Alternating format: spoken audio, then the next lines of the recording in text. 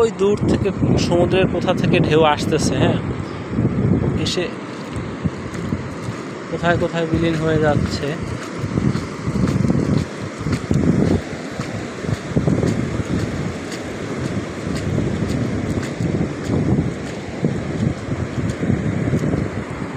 দেখেন এই সমুদ্রের ঢেউ আসছে, আবার এই বড় ঢেউগুলোতে এইখানে পানি জমছে, এই পানিগুলোই আবার ঢেউ খেলতেছে সমুদ্রের মতো, সমুদ্রের গর্জনের মতন ঢেউ খেলতেছে।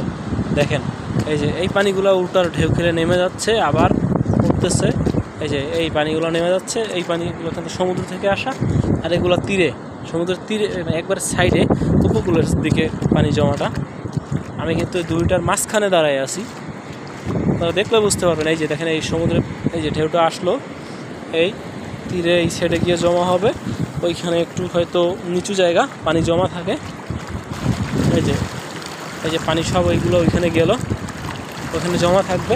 দেখা যাচ্ছে বড় ঢেউ আসলে তখন নামবে। এখন সম্ভবত জোয়ার চলে এসছে, তাই পানি আস্তে আস্তে বাড়তেছে। আমি যখন আসছি, খুব সকালে যখন আসলাম, তখন ভাটি ছিল, মানে অনেক চর দেখা গেছে। এই যে দেখেন এই জায়গাটায় পানি কী পরিমাণে জমা আছে, মনে হচ্ছে এইখানে অনেক পানি জমা আছে, সেটা নদীর মতো লাগে। এই দেখুন, এই দেখুন দুই দিক থেকে পানি যখন আসে আর নামে, তাই মিলিত হয়ে গেল।